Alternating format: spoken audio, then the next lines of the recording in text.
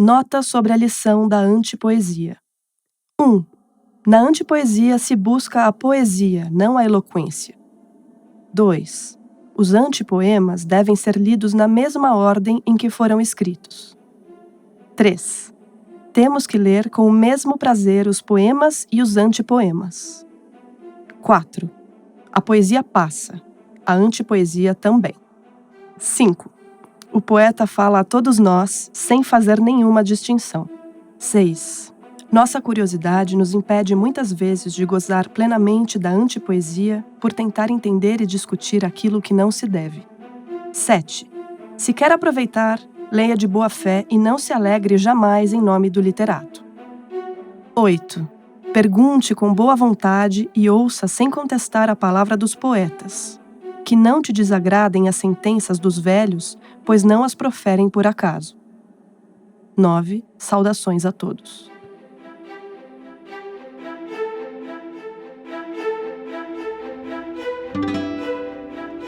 O episódio de hoje é uma viagem para o Chile, ou melhor, uma sucessão de viagens para o Chile.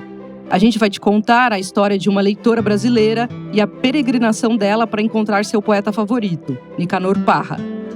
Mais tarde, essa série de idas ao país deu origem à primeira antologia do poeta publicada no Brasil, só para maiores de 100 anos. E a tal leitora foi uma das inspirações para um romance de outro autor chileno, o Alejandro Zambra. Será que você já sabe de que livro do Zambra eu tô falando? A gente te conta já já. Eu sou a Flávia Santos e este é o Livros no Centro. Sou a livreira coordenadora da livraria Megafauna e tô sempre por aqui. A cada episódio, um dos 3 livreiros da equipe me acompanha. Hoje, quem tá comigo é o Melvin Brito. Além das histórias, neste podcast, a gente também vai te recomendar boas leituras. Vai que uma dessas recomendações não encontra um leitor inusitado e vira um caso pra gente contar por aqui. Então, para começar, a Rita Palmeira, curadora da livraria Megafauna, vai contar sobre a saga da arquiteta e tradutora Joana Barossi, atrás do poeta e matemático chileno Nicanor Parra.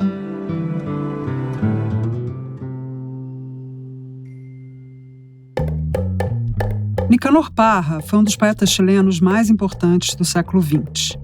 Ele é o criador da antipoesia, autor de um texto debochado, provocador e que recusa as formas muito requintadas e distantes do idioma popular.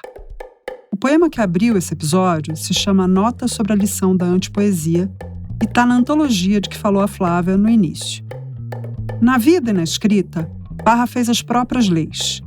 O negócio dele era surpreender pelo sarcasmo, pela desordem, cutucar o leitor. Seu livro Poemas e Antipoemas, publicado nos anos 50, revolucionou a poesia sul-americana e influenciou gerações de autores no mundo todo. Até sua morte, em 2018, Parra continuou escrevendo isolado na sua casa no vilarejo de Las Cruces, um pontinho à beira do Oceano Pacífico. Foi esse ponto que a arquiteta, tradutora e professora Joana Barossi mirou no seu mapa, aqui da sua casa em São Paulo. Decidida a encontrar o poeta, fez as malas e partiu em direção a Las Cruces. A Joana é a protagonista da nossa história. A vida dela tem muito das relações entre espaço e narração. E a história que a gente conta hoje não faz a regra. Até porque esse episódio se passa essencialmente em 2 casas muito importantes para a literatura chilena. A primeira é onde morou Parra, no balneário a mais ou menos 100 quilômetros de Santiago, no Chile. E a outra fica na capital. É a casa do escritor Alejandro Zambra, onde a Joana ficou hospedada durante a busca pelo tete-a-tete com o poeta da sua vida, de quem depois ela virou tradutora no Brasil. Antes de chegar no Chile, vamos conversar com a Joana e entender como tudo isso começa, num interesse mais abrangente que ela já tinha pela literatura latino-americana. Eu morei na Colômbia 2 anos e já estava nessa investigação. Fazia muitas viagens em busca justamente dessas literaturas que não chegavam aqui, né? Que não tinham sido traduzidas. E a partir da Colômbia e do meu ingresso mais fortemente assim no universo do espanhol, né? Da língua espanhola, a pesquisa ela se intensificou. O primeiro contato da Joana com a obra do Parra foi nesse espírito de pesquisar e trocar livros. Ganhou de um amigo poemas e antipoemas com uma dedicatória inusitada.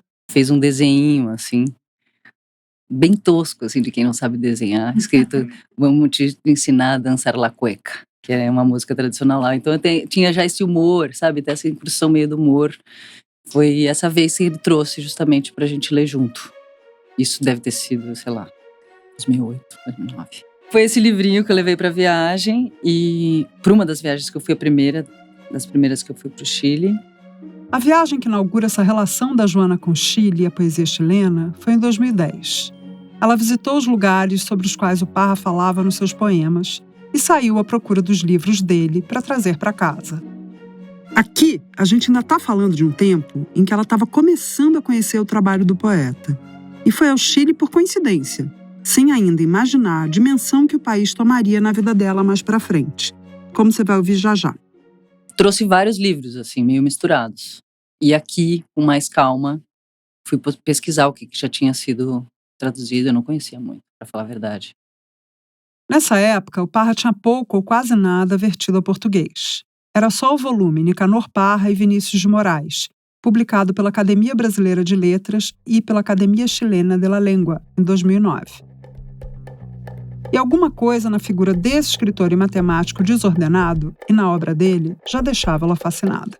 É justamente a demolição daquilo que se espera de um determinado gênero, né? Então a gente é um pouco criado e formado para se esperar algo da poesia. E daí ele usa essa forma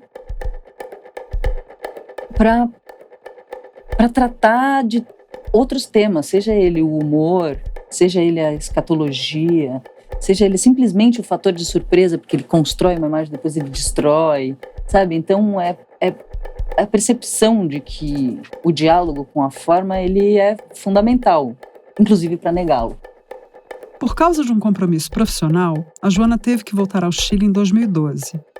E talvez acabasse mesmo sendo só uma viagem de trabalho. Só que meses antes, aqui no Brasil, lá em Paraty, ela conheceu o escritor que mudou a direção dessa história, o Alejandro Zambra. Eu fui para Flip e conheci o Alejandro lá. E daí essa foi a ponte. Digamos, eu acho que para mim o principal, porque a gente se conheceu lá e depois a gente trocou uns e-mails e falando já de Parra muito, e daí eu falei que eu iria e ele falou pra gente se encontrar. Para quem não sabe, Alejandro Zambra é um escritor chileno radicado no México. Ele faz parte de uma das gerações de escritores no país que foram influenciadas pela obra do Parra. E mais do que isso, trabalhou como editor do poeta quando ainda morava no Chile. Quando a Joana foi visitar o Zambra em Santiago, ele mostrou para ela o facsímile de uma tradução que o Parra tinha feito da peça Rei Lear, do Shakespeare, repleta de anotações do próprio Parra. Fiquei totalmente fascinada por aquilo. E uma espécie de um diálogo, porque o Parra recebe aquela versão impressa e fica fazendo o diálogo dele mesmo. Então ele corta uma coisa e fala, acho que o Nicanor deve cortar isso, sabe? Ele fica o tempo todo assim. Então qualquer anotação do cara é mega divertida. Tipo, ele não descarta, sabe? Ele não usa a palavra em vão jamais. É sempre com uma identidade. E daí aquilo, fiquei maluca. Parra não só traduziu Rei Lear para o espanhol, ele adaptou o texto para a realidade do Chile. Para os conflitos chilenos, inclusive tem citações do território chileno. É uma versão do Parra de Shakespeare, né? Então tem uma coisa de... Claramente, na ação dele de tradutor, ele leva isso muito a sério. É uma versão. A Joana e o Zambra começaram a conversar sobre essas particularidades do Parra. E aí ela se entusiasmou em traduzir alguns poemas dele, sem ambição de publicar ainda. Era mais um jeito de estudar, de entender a obra dele. A gente ficava trocando essas coisas, mas o que katsu significa essa palavra? Então tem muito chilenismo, né? Muita palavra inventada. Então ele ia me ajudando e a gente ia junto. A ida ao Chile e as trocas sobre livros fortaleceram a amizade da Joana e do Zambra, que continuou por trocas de e-mails depois que ela voltou para o Brasil. Essa conversa toda também intensificou o encanto da Joana pelo Parra e a convicção de que ela precisava conhecê-lo. Então, sim, ela foi mais uma vez ao Chile. E é aqui que os cruzamentos entre arquitetura e literatura começam a tomar a nossa história. Joana viajou até Santiago e ficou hospedada na casa do Zambra. E quem escuta a narração da Joana fica com a impressão de que o cenário foi escolhido a dedo a começar pela composição das estantes do quarto em que ela dormia. Fiquei 2 dias com ele, depois ele foi viajar e eu fiquei sozinha naquela casa durante uma semana lendo. Por acaso, a poesia chilena ficava no quarto onde eu ficava lá em cima, quarto de hóspedes. Tipo, essa que eu já li tudo, deixa aí. Então eu dormia ali entre a poesia chilena, então com certeza foi fundamental ter ficado sozinha num hotel ou no meio dessa biblioteca. O Chile é conhecido por ser o país dos poetas. Outros 2 países, volta e meia, são referidos assim também, Polônia e Portugal. No geral, isso acontece quando os escritores mais famosos de determinado país são poetas. No caso do Chile, ninguém sabe ao certo de onde vem isso, mas muito provavelmente do fato de os 2 chilenos laureados com o Nobel de Literatura serem poetas, Gabriela Mistral e Pablo Neruda. Corre entre os poetas que 2 escritores foram fundamentais para fazer ecoar essa aura de terra de poesia. Roberto Bolanho, mais conhecido no Brasil por sua ficção, mas ele também poeta, e, olha ele de novo, Alejandro Zambra. Os 2, cada um à sua maneira, ficcionalizaram isso. Aliás, no Poeta Chileno, romance do Alejandro Zambra, publicado no Brasil em 2021, a certa altura se lê, abre aspas, "O Chile tem belas paisagens e bons vinhos, mas para mim, pessoalmente, o melhor é a poesia", diz Pato. "É a única coisa realmente boa. É a única coisa em que a gente ganha a Copa. 2 Copas do Mundo. Somos bicampeões na Copa do Mundo de Poesia. É a única coisa em que somos comprovadamente bons." Fecha aspas. O livro foi publicado pela Companhia das Letras, com tradução do Miguel Del Castilho. E aqui a saga começa. Você ouve agora, na voz da Nina Knudson, uma parte do relato da Joana sobre o começo da busca pelo ídolo, que já era quase centenário na época. A casa de Nicanor Parra fica incrustada num dos braços da pequena baía de Las Cruces, a 100 quilômetros de Santiago, onde a rua Pedro Illich cruza com a Lincoln, configurando no mapa uma cruz meio torta. Sujo de poeira, parado em frente a um portão branco, o famoso Fusca prateado do poeta. A casa de Parra fica alguns degraus abaixo do nível da rua. Encaixada na topografia, se aproveita da inclinação do terreno para se abrir sobre o mar. Na fachada oposta, que eu não via, imaginava uma grande varanda sobre a qual estariam dispostas algumas cadeiras confortáveis, onde o poeta, agasalhado, observaria o oceano. No entanto, na altura de meus olhos, o mar estava encoberto pela superfície do telhado escuro da casa de pequenas telhas de madeira típicas da arquitetura autóctone chilena. A casa é construída sobre uma base de pedras encorpadas que se estende configurando um platô que a contorna. As pedras formam, em frente à porta de entrada, um pequeno alpendre, sobre o qual pousam 2 cadeiras metálicas de estofado de plástico roxo. E na porta de madeira maciça, a inscrição em spray negro que diz Antipoesia. Esse é um trecho do pós-fácil da antologia do Parra, Só para Maiores de 100 anos, lançada pela editora 34 e organizada e traduzida pela Joana e pelo Cid Piquet. No pós-fácil, a Joana narra essa primeira ida dela à casa do poeta. Nessa época, a Joana tinha lá seus 20 e tantos anos. Foi de ônibus, sozinha, com a ajuda de um mapinha impresso e do que ela lembrava de ter visto em fotos da fachada da casa dele. É uma paisagem mais ou menos conhecida pelos admiradores do Parra, que já devem ter esbarrado por aí, com imagens do Fusca e do portão grafitado em que se lê Antipoesia, uma intervenção que o poeta nunca pagou. Então fui chegando, quando vi, era, né, reconheci aquela cena. Tem essa garagem, mas que virou uma espécie de um ateliê que desce, assim, né, porque fica numa pendente.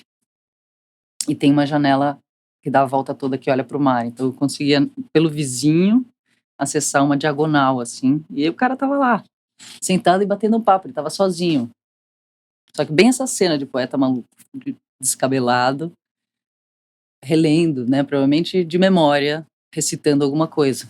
A Joana ficou por um tempo espiando Parra pela fresta do portão e pensando no que iria fazer.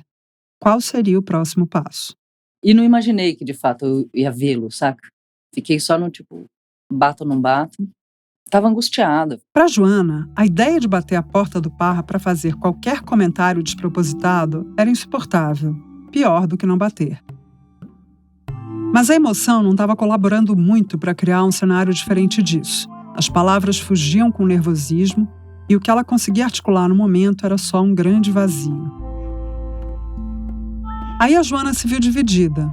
Se por um lado uma convocação interna a estimulava para o encontro com que tanto sonhou, do jeito que fosse, da maneira que desse, por outro, ter ido até lá e vê-lo de longe já era quase suficiente. Para que arriscar? No fim das contas, esse chamado selvagem que a fez viajar milhares de quilômetros até o Chile em busca do poeta, perdeu espaço para o medo de meter os pés pelas mãos e se arrepender do encontro. Eu falei, não quero ser recebida desse jeito. Eu acho que é melhor eu ficar com essa loucura de vir até aqui, atravessar o continente. Não tem pegadinha aqui. Ela, de fato, cruzou 3.000 quilômetros. Embarcou em São Paulo e desembarcou em Santiago. Pegou a estrada, foi até Las Cruces sozinha. Encontrou ele ali, sentado na dele. E decidiu não tocar a campainha. Eu fiquei lá horas, entre a grade do vizinho, olhando uma diagonal, o cara lá pequenininho. E fiquei nessa paixão, assim, uma coisa meio de fascinação mesmo. E, tremendo de medo, fui embora. Sentou num lugar e bebeu. Exatamente, ainda fiquei gastando, exatamente. Ai, que eu fiz? Será que eu fiz certo? Exato, fiquei lá tomando vinho chileno e pensando no que tinha acabado de acontecer. Só que é isso, foi um pulso de emoção que me deu mais... enfim, que de fato fez ali uma coisa comigo, com aquele lugar. Daí, a partir daí, eu decidi que eu ia fazer uma antologia. A angústia começava ali a tomar a forma de uma antologia poética. Mas calma que para chegar nesse livro publicado ainda tem chão. Bom, esse capítulo realmente está encerrado. Joana voltou para o Brasil de mãos abanando. Viu ali a miniatura do ídolo por uma lateral na casa do vizinho e bateu em retirada. Mas se você estava achando que ela não ia fazer mais viagens ao Chile atrás do Parra, bom, você achou errado. E meses depois eu falei, não, agora eu preciso encontrar, mas eu preciso dignamente. Aí o Zambra entra de novo na dança. A gente está em 2014. A Joana tinha resolvido há pouco voltar dignamente e bater na porta do Parra. Voltou para Santiago para encontrar o Zambra. E numa manhãzinha, os dois pegaram o carro e seguiram em direção a Las Cruces. Aquele mesmo ponto da longa costa chilena em que ela tinha estado não muito tempo antes, e do qual tinha fugido. Só que dessa vez, Nicanor Parra já estava sabendo da visita, que tinha sido agendada pelo Zambra. A essa altura, a Joana já tinha avançado na tradução e estava cheia de dúvidas. Levou suas versões, comentários, um caderno cheio de perguntas para apresentar ao poeta. Agora ela tinha, portanto, uma espécie de proteção extra. Ainda ocupava essa frágil e, a gente sabe, ingrata posição de admiradora, mas estava, de alguma maneira, amparada pela condição de tradutora do Parra para o português.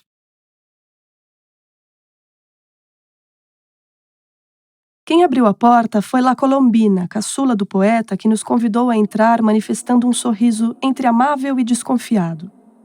Ofereceu um abraço afetuoso a Alejandro, me perguntou se já nos conhecíamos e me estendeu a mão. Nos conduziu por um saguão de pedra, gelado como o meu estômago, e nos indicou a porta à esquerda, que nos levaria à sala. Alejandro, com sua camisa azul escura, guiou a procissão. Eu me ocultava retraída de trás de seu tamanho, o que, no entanto, não me impediu de ver, contra a luz branca que vinha da janela, surgir a silhueta descabelada do poeta, que minhas pupilas custaram a focalizar. Ele nos esperava no sofá, no fundo da sala abafada, amortecida por tapetes e quadros. Esguio e elegante, Nicanor se pôs de pé, apoiando a mão esquerda na mesa de centro. Ergueu o rosto quadrado e ofereceu os braços ao escritor amigo. Por cima dos ombros de Alejandro, me espiou. Fiz uma pequena reverência e me aproximei, desejando o abraço. Num gesto infantil de quem se entrega confiante aos braços de um adulto, mergulhei no volume de roupa que recobria seu corpo magro e ereto. Ali intocada, apertei com a minha mão esquerda a sua direita com força. A tempo de refrear as lágrimas que se mantiveram na borda de meus olhos até o final do dia. Senti seu cheiro. Afastei meu corpo trêmulo e completei a saudação com um breve movimento afirmativo com a cabeça e um sorriso sem mostrar os dentes. Eu havia tocado a pele da criatura que me concedera, sem saber, o prazer maior da poesia. O interior da casa do Parra era mais ou menos a imagem do que parecia haver dentro da cabeça dele. Pelo menos essa é a sensação que a gente tem quando a Joana descreve o espaço da visita. É uma casa bem atolada de coisas. Então, uma sala com quadros ao redor de todas as paredes, as que não são janelas. E uma lareira do lado direito. E esses quadros e post-its, umas anotações, e tem umas canetas em cima da mesa, ele fica o tempo todo rabiscando coisas. Uma casa cheia de anotações, Uma casa cheia de anotações. Como se precisasse da palavra, o objeto não é suficiente, né? Ele precisa provocar o objeto com a palavra. No meio daquela sala cheia de legendas sobre os objetos, escritas à mão, aquele espaço meio subversivo, meio desordenado, a Joana se sentou com as anotações e perguntas para o Parra nas mãos. Mas elas nunca foram feitas. O que são esses papéis? Isso aqui, eu não respondo perguntas, odeio perguntas. Ele logo queria saber se a Joana era jornalista. Parra não gostava de jornalistas, mas a nossa roteirista manda dizer que o Livros no Centro gosta. Segundo o autor, a imprensa distorcia suas declarações, e questionários para ele soavam como interrogatórios. O melhor, então, de acordo com Parra, seria respeitar o tempo natural das conversas. Quem respondeu foi o Zambra, dizendo que a Joana não era jornalista, mas a tradutora do trabalho dele para o português. E depois, a coisa da tradutora melhorou um pouco, mas ao mesmo tempo não abriu espaço. Ele falou, eu não respondo nenhuma pergunta sobre tradução, não leio traduções, não só dos meus poemas, não leio tradução nenhuma. Ele começa a recitar em francês. Exibido.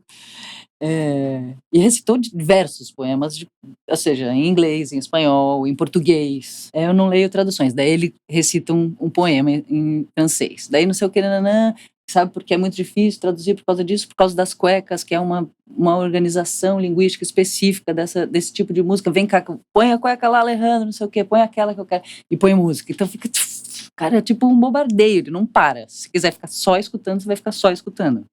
Que foi basicamente o que eu fiz. No meio desse bombardeio, Joana pescou uma informação que explica por que Nicanor Parra não lia traduções e não respondia perguntas sobre elas.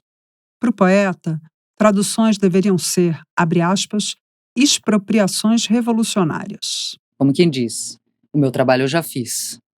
Nessa língua, publicado. Agora, se você vai se atrever a mudar esse registro, o problema é seu. Né? Vai virar uma outra coisa, assumindo que é outra coisa, embora seja, a poesia dele ainda já é outra coisa. Só pelo fato de ter sido transposta para outro idioma, né? Então, se ele tivesse feito a tradução, também seria outra coisa, né? Mas mesmo sem essas respostas todas que você queria, eu imagino que o encontro com ele tenha te ajudado na tradução. Sim. Porque daí a gente vai formalizando perguntas de outro jeito, né? Sim.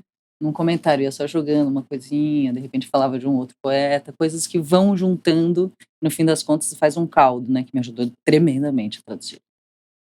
Inclusive, isso, bem lembrado. Você lembra a coisa das mãos?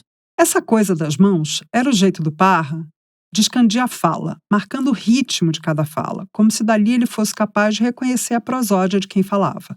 Ele seguia o polegar dele, passava do mindinho para anular, para os dedos e ficava indo e voltando, como se somasse alguma coisa. Mas fazia isso bem disfarçadamente. E fazia na fala dos outros também. Não era só na dele. Dos outros também? Ele somava. Ele ficava falando, meio que repetindo, olhando para minha boca, né? Porque o meu espanhol provavelmente é um pouco diferente dele, mas ele ficava olhando e contando as sílabas da minha fala. Então é uma obsessão absurda, que é justamente entre o poeta e o matemático. Ali parece que faz o encontro perfeito, né?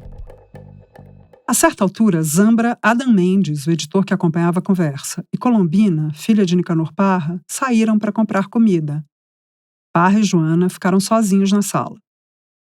O poeta tirou da estante uma publicação em celebração aos seus 100 anos recém-feitos. Era um livro cheio de fotografias, novas e antigas, de etapas da vida dele. E ficou ali revisitando a própria biografia enquanto a Joana o escutava. Tinha uma foto da Violeta no álbum de fotografia? Tinha diversas. E comentava? Sim, talvez talvez é isso, a única mulher que de fato ele amou, porque as outras narrações das mulheres tinham uma coisa assim meio de períodos, mas a Violeta que é essa mulher constante na vida dele. Aqui falamos de Violeta Parra, que com suas canções levou a cultura popular chilena para o mundo. Era a irmã mais nova do Nicanor Parra. Sua música engajada falava da vida no campo e da luta de grupos marginalizados no Chile. Gravou discos com músicas camponesas e composições próprias, fez carreira como artista plástica e fundou um museu dedicado ao folclore chileno. Foi, e ainda é, uma das vozes mais celebradas da América Latina. Aqui no Brasil, foi gravada por nomes como Milton Nascimento e Elis Regina. E tem essa admiração tremenda para a viola que vai para dentro do território chileno, trazendo, resgatando, né, essas cantigas, essas culturas. E ele usa isso dentro, né, de alguns poemas. Tem livros mais dedicados a esses chilenismos que outros. Tem outros só de cuecas, que são esse tipo de música bem tradicional, que inclusive tem algumas que dialogam com essa pesquisa da Violeta, né? E então ele fala sobre a irmã nesses dois registros. Um que é de muita admiração de um corpo de fato revolucionário e atrevido, né? Tudo aquilo que ele faz em palavra, ela faz na ação. Então tem uma coisinha assim de perder uma caçula, que é ainda essa coisa de uma espécie de um dengo, na criatura mais próxima que talvez ele tivesse no universo, e que foi muito cedo, né? Então também vira e mexe ele volta a falar de Violeta Parra, tanto nos escritos quanto no registro ali da fala. Parra contou para Joana da família e das memórias felizes que o álbum registrava, mas também de passagens duras na sua biografia, como as desavenças que teve com seus pares ao longo da carreira. Ele era meio brigado com uma turma toda, porque de um lado ele era acusado de ser reacionário porque ele não era do Partido Comunista, né, como Neruda e outros poetas. Foi pro exílio. Não foi pro exílio, exato. Então sempre acusaram ele. E daí ele fala, não pertenço... Tem poemas, inclusive, que ele fala, não sou da esquerda, não sou da direita, tô cansado de todo esse discurso, me deixa em paz, né? E, sobretudo, ele tinha um rancor, e daí tinha alguns temas, assim, que deu pra ver que ele ficava puto. Um deles era o histórico de críticas ao seu posicionamento político.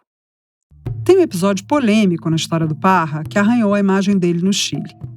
Em 1970, depois de participar de um evento literário em Washington, o Parra foi convidado para tomar um chá com Pat Nixon, esposa do então presidente dos Estados Unidos, Richard Nixon. Uma foto do poeta com a primeira-dama na Casa Branca circulou dentro e fora do país e despertou a ira de setores mais progressistas na América Latina. A gente está falando de um contexto dominado pela Guerra Fria e pelas manifestações contra a Guerra do Vietnã. A esquerda achou aquela imagem inaceitável.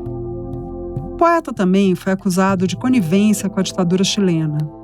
Levou um tempo até ele assumir uma posição de antagonismo declarado. E essa falta de ação por um período longo fez com que sua posição parecesse ambígua diante de um regime tão violento. A recomposição da imagem pública do Parra, depois disso, foi tardia e à custa de muito ressentimento. Outro papo que parecia ser ainda indigesto para o Nicanor aos 100 anos era o Prêmio Nobel.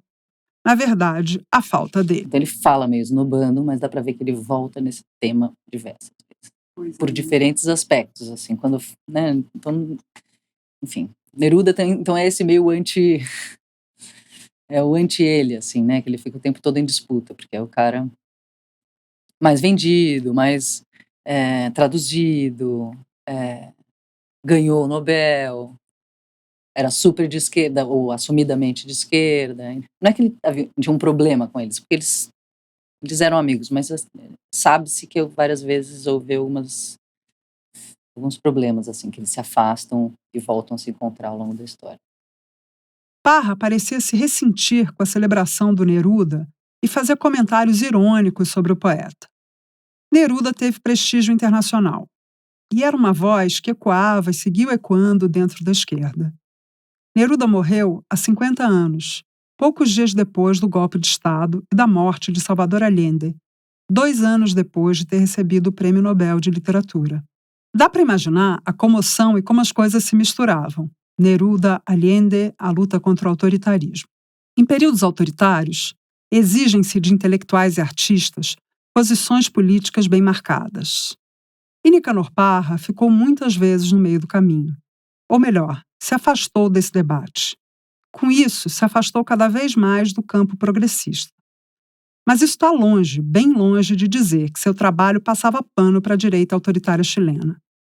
Ficou dando suas aulas e meio que só nessa república de poetas que é o Chile. Ele era um cara isolado, né?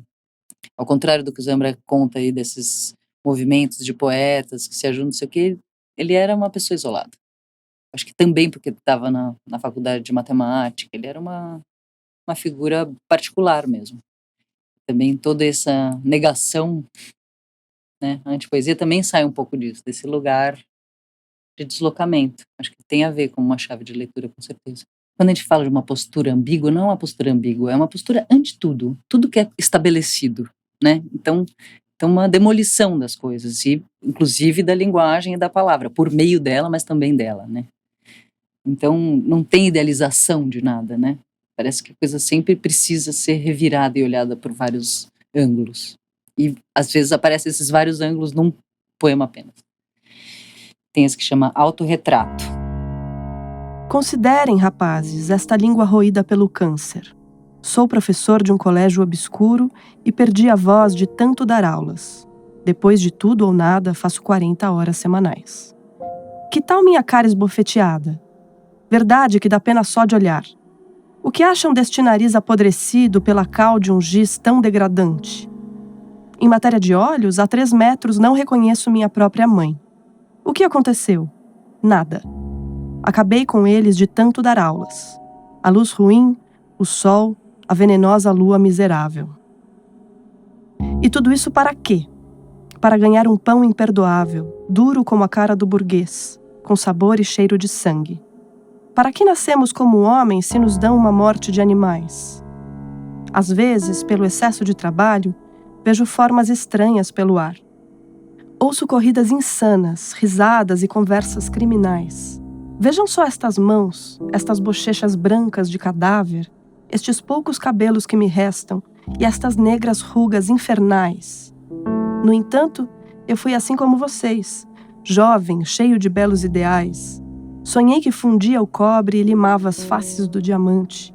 E hoje aqui estou eu, atrás dessa mesa desconfortável, embrutecido pelo lenga-lenga das 500 horas semanais.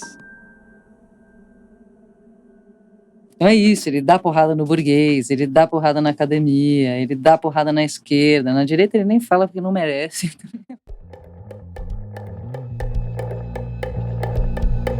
Já era noite quando Joana deixou a casa do Parra.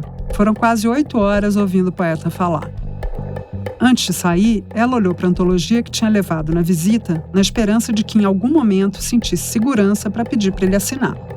E daí eu fiquei esperando, não sabia direito a hora, e na hora de ir embora, justamente, eu peço para ele. Será que você não assina?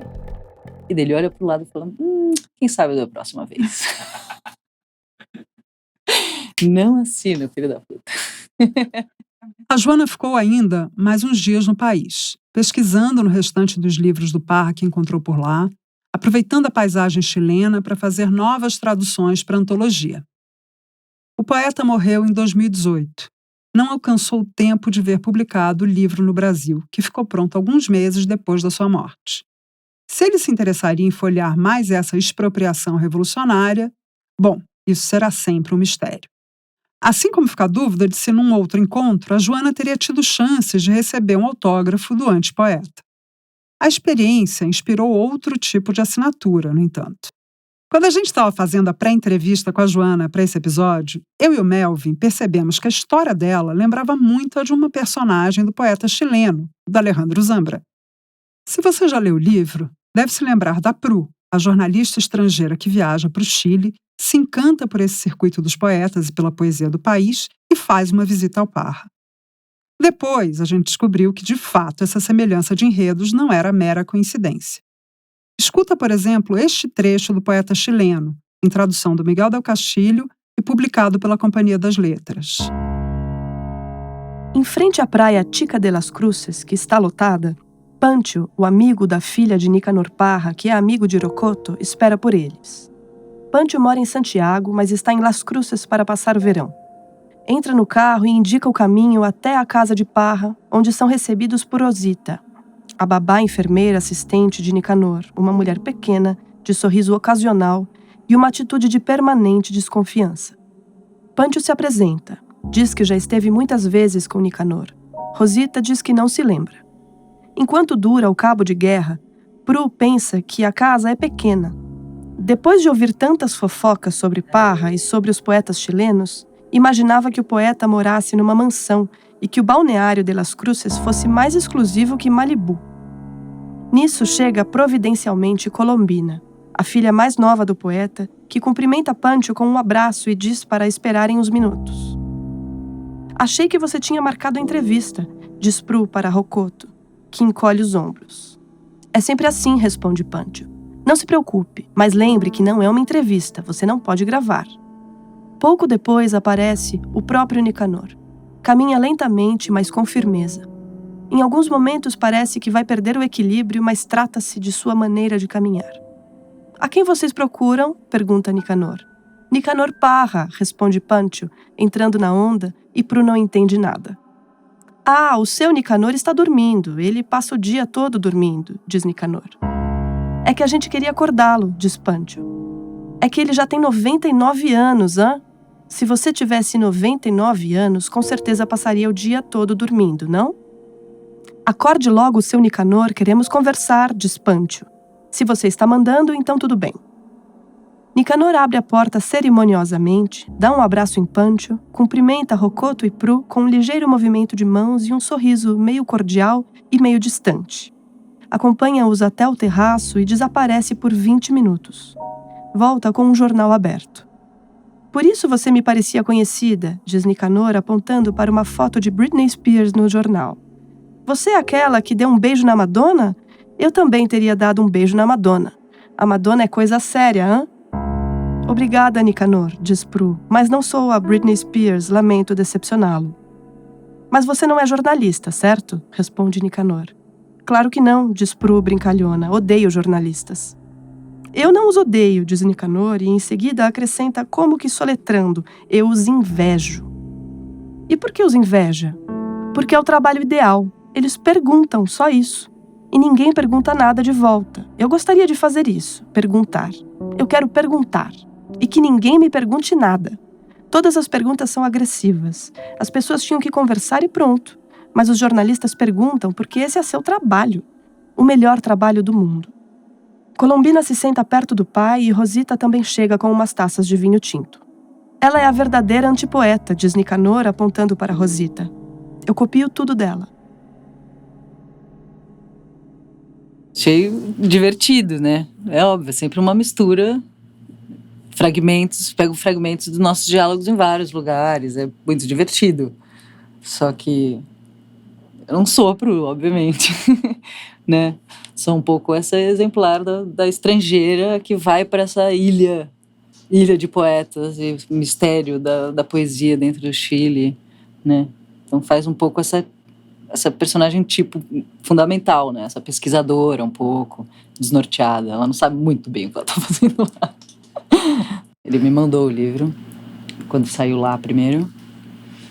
E daí foi muito engraçado, né? Porque é isso, a literatura ela pode melhorar a realidade, né? Então ele vai juntando coisas e forma essa personagem. Nicanor Parra morreu em 23 de janeiro de 2018, 3 anos depois de o Chile ter festejado e celebrado seu centenário. Poucos anos antes, ele ganhara o Prêmio Cervantes, o mais prestigioso da literatura de língua espanhola. Tem um poema da poeta argentina Tamara Kamensain que fala dessa cerimônia. A gente achou que valia a pena ler para vocês. O poema está em Garotas em Tempos Suspensos, que foi publicado pelo Círculo de Poemas, em tradução da Paloma Vidal. Quando o Prêmio Cervantes foi para Nicanor Parra, o antipoeta mais antivate do universo tinha 97 anos e também mandou seu neto, mas neste caso roteirizado. Neste momento e à distância, meu avô se formula a seguinte pergunta. O senhor se considera merecedor do Prêmio Cervantes? Claro que sim. Por quê? Por um livro que estou para escrever, leu Cristóbal, de 19 anos, compenetrado no papel de performer que Nicanor lhe cedera, sem levar em conta as diferenças geracionais. No YouTube é possível ver as expressões constrangidas de reis e sacerdotes, enquanto o adolescente enfronhado em um fraque alugado esgrime com total desenvoltura e como se fosse dele próprio a língua que o avô inventou para ele. Os prêmios são para os espíritos livres e para os amigos do jurado, recita Cristóbal com a mesma cara de paisagem que Nicanor teria feito para que os que esperavam um vate tivessem que digerir que aí havia somente um avô menino. A gente volta já já para um bate-papo sobre a história da Joana com Parra.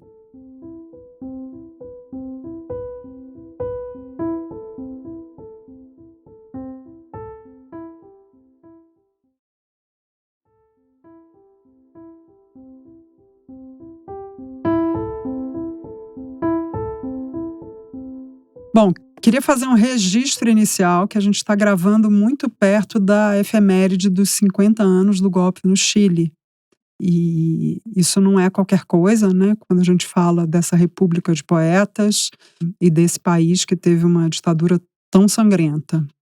E aí, quer dizer, é inevitável pensar na Violeta Parra e nessa cantora incrível, né? Que, enfim, que família é essa que teve Violeta Parra e Nicanor, né?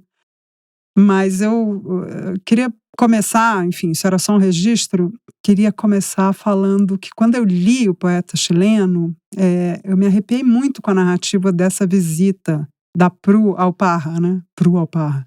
E foi uma coisa assim que eu estava lendo o livro e falei, meu Deus, ela vai visitar o Nicanor Parra, né? E então foi muito legal quando a gente descobriu que a história da Joana era uma inspiração para aquela personagem. Enfim, Melvin, você lembra quando a hora que a gente se deu conta de que, mas meu Deus, a gente já leu isso em algum lugar? Sim, eu lembro. A gente estava numa das reuniões de pauta do podcast e a Sheila, que cuidou, que ajudou a gente, né, nas pré-entrevistas, estava contando pra gente a pré-entrevista da Joana e conforme ela foi narrando ali o que estava acontecendo, aí entrou o Zambra, entrou o Parra. Eu lembro que eu olhei pra trás, a Rita tava olhando pra mim e a gente falou ao mesmo tempo, poeta chileno! Como se fosse um eureka, assim. Muito, muito bom, muito curioso. A gente foi fazendo cara de interrogação, né? Peraí, poeta chileno. eu conheço essa história, já ouvi essa história, já li essa história. E, de fato, o Poeta Chileno foi um livro também que eu li de uma maneira muito entusiasmada. Terminei ele num parque, assim, eu preciso terminar esse livro. Aí sentei e terminei de uma maneira muito, muito bonita. É um livro, realmente, que acho que marca tanto a carreira do Zambra, quanto acho que a prosa ali, contemporânea chilena. É um grande livro. Eu também adorei. Essa história me fez pensar um pouquinho se a gente viajaria atrás de um escritor ou de uma escritora, né? Essa coisa da Joana, de várias vezes ao Chile e atrás do Parra, e é bonito isso, né? Eu não me imagino fazendo, assim, grandes gestos para encontrar um escritor. E vocês, hein? Olha, eu tenho uma história que não chega a ser parecida com a da Joana, porque ela vai por outros meios, assim. Mas quando eu era mais novo, eu descobri a Adília Lopes, uma poeta que inclusive é quase um equivalente ao Parra em Portugal. E eu li um poema dela num blog de poesias e fiquei, como diz a Maria Emília, siderado na poesia da Adília e queria ler mais sobre ela, ler mais os poemas dela. Só que na ocasião a gente não tinha muitos livros publicados dela aqui no Brasil. Até existia uma antologia que a Kozak e Naif com as 7 letras lançaram no começo dos anos 2000, mas estava tudo fora de catálogo, então eu ficava ali refém aos blogs de poesia. E de olho se algum amigo meu ia para Portugal, assim, para poder trazer alguma edição. Mas o fato é que em 2019, mais ou menos, a Moinhos, a editora Moinhos, lançou o primeiro livro da Adília aqui no Brasil, que é Um Jogo Bastante Perigoso. E aí, pela primeira vez, eu tive acesso ao objeto livro Adília Lopes. E é muito legal que no pós-fácil, isso até me lembra um pouco a história da Joana, no pós-fácil tem no pós-fácil não, desculpa, no prefácio do livro, a Adelaide Ivanova, que é também uma outra poeta excelente, é um episódio sobre poetas, né? A Adelaide, ela narra uma história que ela teve em Portugal, que ela foi a Portugal com 2 missões. A primeira era encontrar a Madonna, que estava morando em Portugal na ocasião, e a outra era encontrar a Adília Lopes.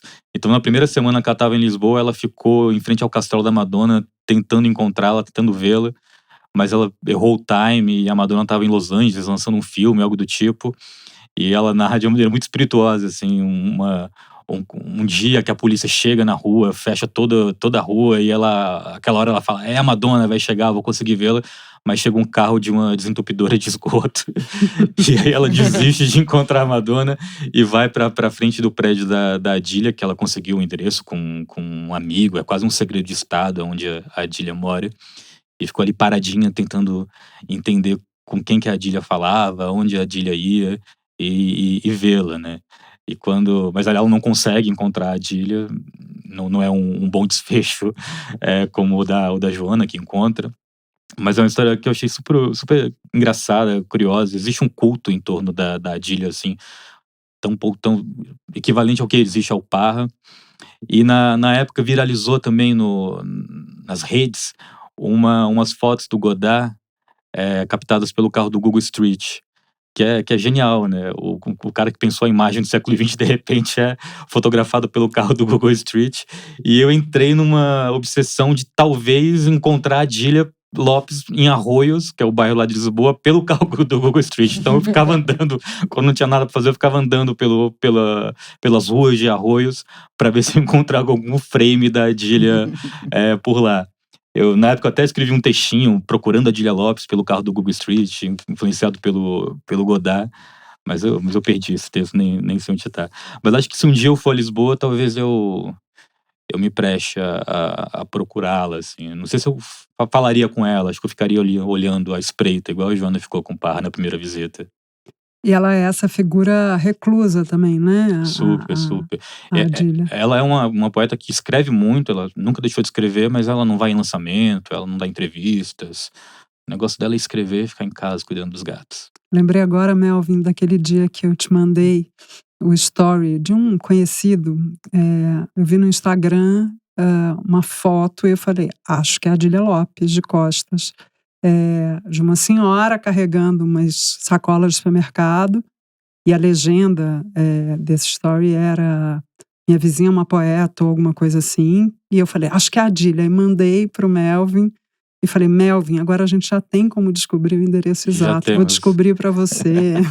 Se um dia eu for a Portugal, então já temos aí onde localizá-la, vai ser bom, vai ser bonito. E você, hein, Flávia? É que eu não gosto de poesia, né? Por isso que eu tô quietinha. Tá. Diz a nossa livreira, coordenadora e poeta. E artista plástica, multitalentosa. Eu acho que eu tive isso de busca de um poeta com o Manuel de Barros. Eu não lembro se eu conheci a poesia dele por indicação da minha amiga Vanessa, ou se quando eu matava aula para ficar na sessão de poesia da biblioteca da FEFELESH, eu me deparei com um livro dele. Mas eu conheci com uma antologia que foi lançada pela Record, que era a Gramática Expositiva do Chão. Eu acho que é do final dos anos 90, e era uma seleção de poemas do Manuel, né? Eu fiquei meio doida, assim, com a poesia dele, assim, foi uma pedrada na minha cabeça, mudou o meu jeito de pensar poesia, de escrever poesia. Aí eu fiquei meio, assim, alucinada, indo atrás de tudo que tinha na biblioteca do Manuel. Depois, uns tempos depois, eu tava na Paulista, numa livraria, e vi numa banca de desconto 2 livrinhos dele, por R$5. Eu, dura, estudante, mandei uma mensagem pro meu irmão, que trabalhava na região, e aí ele foi lá na livraria comprar os 2 livrinhos pra mim, assim. E aí essa coisa com o Manuel ficou grande, assim. Eu até hoje releio e leio, tenho todas as edições que saíram de todas as editoras. Inclusive ele sai agora pela Alfaguara, né, que é do Grupo Companhia das Letras. Mas um tempo depois, quando eu já estava trabalhando em livraria, eu atendi uma cliente, e aí ela perguntou sobre o Manuel, aí eu respondi toda empolgada, nossa, o Manuel, que não sei o quê, é muito, muito legal, muito foda.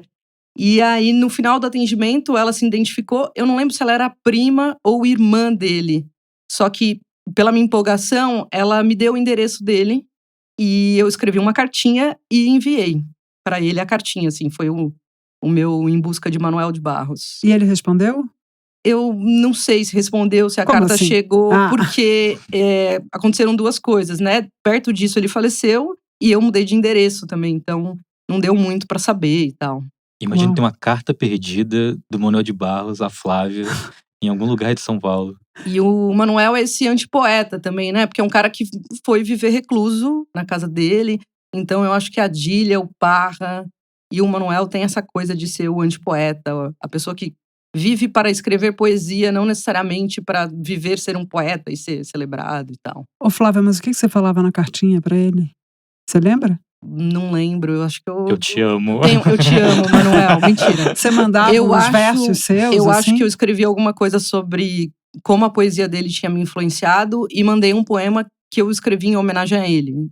O poema chama Para um Menino que Esqueceu Poesia, alguma coisa nesse sentido. Eu não lembro nos meus próximos poemas. Difícil. Aliás, eu tava lembrando agora que no episódio do Cérvulo e do Marcelo Maluf, vocês disseram que não tietavam escritor. Foi o terceiro episódio, né?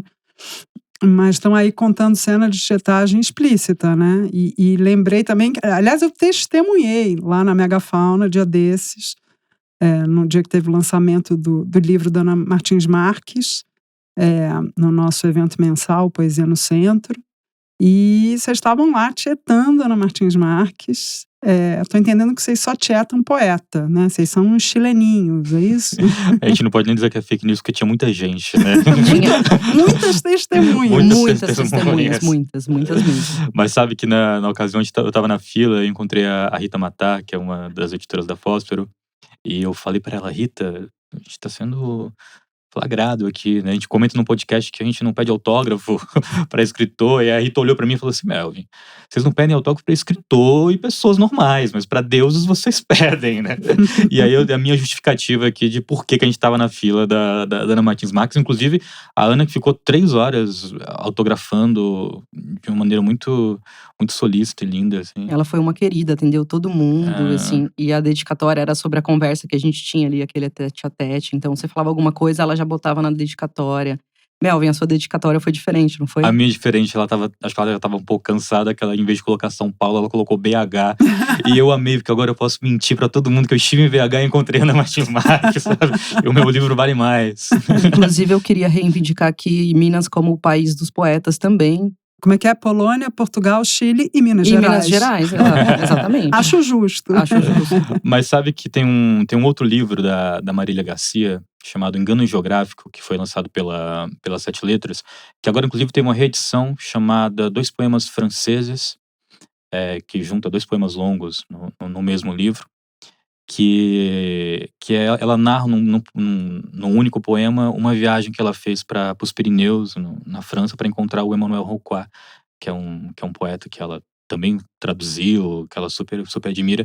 E é uma viagem que flerta ali com a história da Joana também. É muito bonito ler as narrações. Assim. Acho que vale a pena procurar também, para quem gosta de poesia, de encontros com poetas, livros sobre traduções. Acho que... E para quem gosta de poesia sobre poetas, Justamente. Né? Bom, antes da gente ir para o próximo bloco, a gente precisa falar do Bolanho, né? Claro. Não dá para deixar de mencionar o Bolanho, sendo o assunto do episódio sendo o Chile o cenário da nossa história de hoje, né? Aliás, saiu um livro de poemas dele. Eu brinquei que parece título de livro de ficção, né? Assim, prosa, não poesia. Chama A Universidade Desconhecida. Saiu pela Companhia, com a tradução da Joseli Viana Batista. Um episódio de homenagem a poetas ficam como recomendação também do Bolanho 2 livros de ficção dele, em que os poetas estão presentes, né? Os Detetives Selvagens e o 2666. Os 2 saíram também pela Companhia das Letras e foram traduzidos pelo Eduardo Brandão. Melvin, mas você tinha lembrado de outro livro mais recente também, né? Sim, inclusive é um livro que apareceu aqui no nosso bloco de adivinhações de capa. Não sabe aquele livro. E que acertamos, que é um livro do Mohamed Mugar Sarr, me perdoe se eu não falar o nome dele certo, chamado A Mais Recôndita da Memória dos Homens, que saiu pela Fósforo esse ano, 2023. E é um livro que é também a história de um escritor que vai à busca de um escritor que desapareceu. Basicamente esse é o plot do livro. É um livro de aventura que também envolve o mundo dos poetas, da literatura, um cenário ali ambientado na França, vem para Buenos Aires. É uma diversão ler esse livro, assim, super recomendo. Então a gente tem livros, poemas em busca de poetas e romances em busca de poetas ou de escritores perdidos, né? Acho que acaba sendo esse o mote. As indicações dos livros citados estão na descrição do episódio e no nosso site. E como diz o Bolanho, e esta é a epígrafe do Só para Maiores de 100 anos, quem for valente que siga a Parra. A gente volta já já com 2 quadros curtinhos que dizem muito da rotina de uma livraria.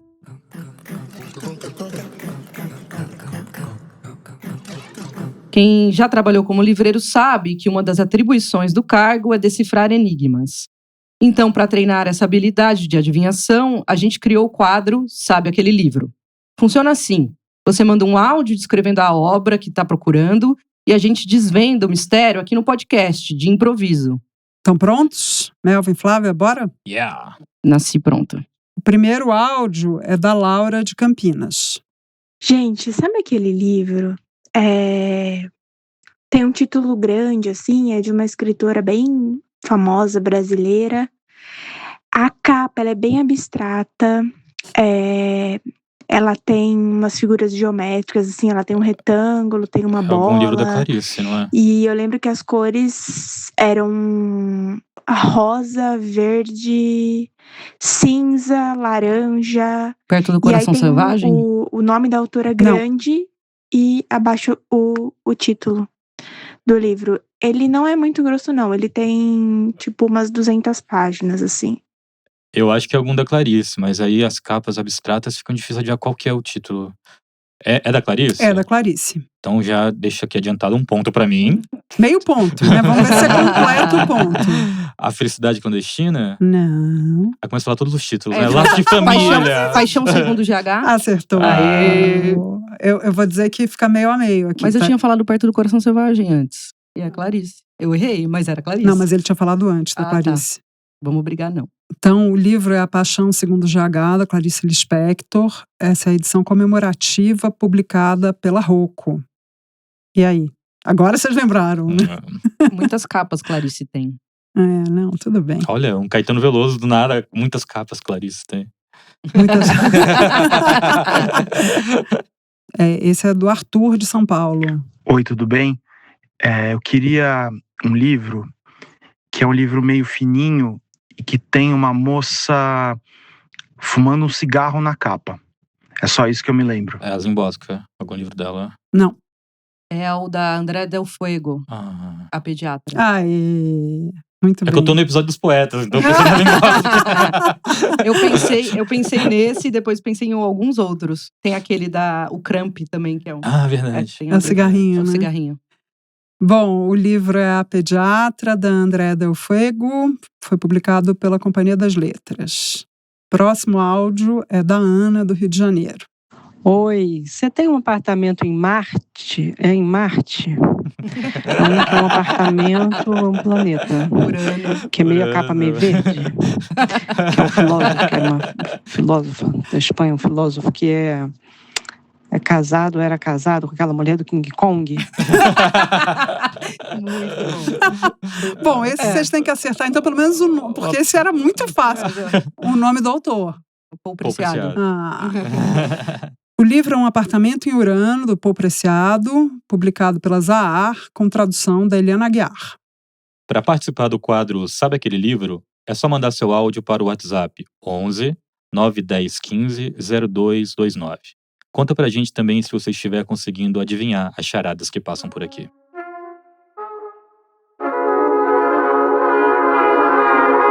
Para terminar essa edição, uma boa recomendação de livro. A gente traz também para cá, a cada episódio, um livro que uma pessoa da nossa equipe ou um convidado especial devorou e recomenda. Hoje, quem vai sugerir uma leitura para vocês é a Ana Ferrari, arquiteta e sócia da Megafauna.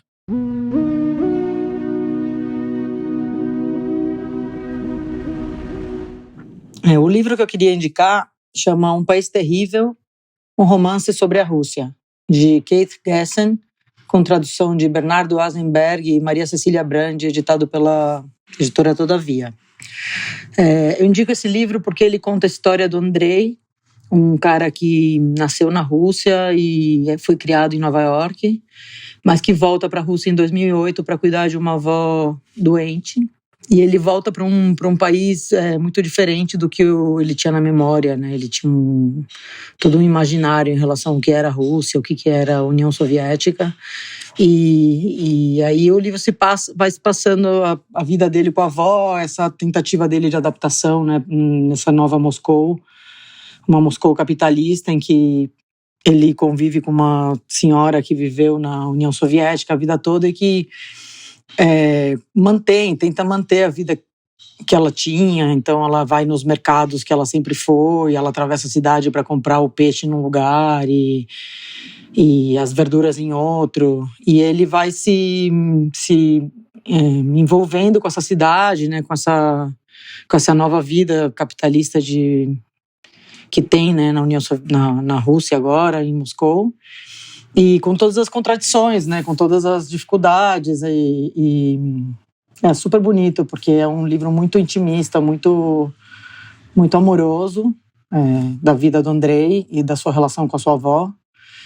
E, ao mesmo tempo, consegue passar muito bem a temperatura da Rússia hoje, de Moscou, e de toda essa contradição, né, de uma grande cidade com grandes distâncias e praças monumentais e prédios monumentais, mas com uma complexidade social, né? O Livros no Centro fica por aqui. Lembrou de alguma história inusitada sobre livros que possa render um bom episódio? Você pode mandar sugestões para @livrariamegafauna no Instagram ou por e-mail podcast@livrariamegafauna.com.br. A gente queria agradecer a Joana Barossi e também ao Leonardo Gandolfi e ao Miguel Del Castilho. O podcast Livros no Centro é realizado pela Livraria Megafauna e tem distribuição pelo UOL. Eu sou a Irene de Holanda, diretora da Megafauna, e dirijo Livros no Centro junto com a Fernanda Diamante. A criação e o roteiro são da Laura Capellucinic, que também é responsável pela produção executiva e pela montagem desse podcast. A apresentação é da Rita Palmeira, curadora da livraria, e da Flávia Santos, livreira e coordenadora da loja. O Flávio Augusto, o Maurício Gonzaga e o Melvin Brito, livreiros da Megafauna, se revezam na conversa do segundo bloco do podcast. Eles e a Flávia Santos colaboram com a Rita Palmeira na curadoria dos livros citados nos episódios. A Nina Knudson, coordenadora de eventos da Megafauna, lê os trechos de livros desse episódio. A trilha sonora original é do João Camareiro. O desenho de som e a finalização são do Vitor Oliveira. E as músicas complementares são do Vitor Oliveira e do Blue Dot. Quem faz a direção de locução é a Mica Lins. E a pesquisa para o podcast é da Sheila Miranda. A Fernanda Fischer é responsável pela identidade visual. A ilustração é da Viridiana Scarpelli. A Sheila Miranda e a Leana Ferreira fazem a comunicação do projeto. E o André Stefanini faz a diagramação. A Júlia Brick é assistente de produção. O Ricardo Terto cuida da distribuição em todas as plataformas. A Bia Guimarães e a Sara Zobel deram consultoria para o projeto. A transcrição de áudio é do Miguel Ramos. Esse episódio do Livros no Centro foi gravado no estúdio Parede Meia. Os livros que citamos estão na descrição do episódio e você encontra todos eles na Megafauna e no site da livraria. Defenda o livro, frequente livrarias independentes. Dessa forma, você descobre boas leituras e ainda fortalece a bibliodiversidade. E ficamos por aqui. Te esperamos no próximo episódio.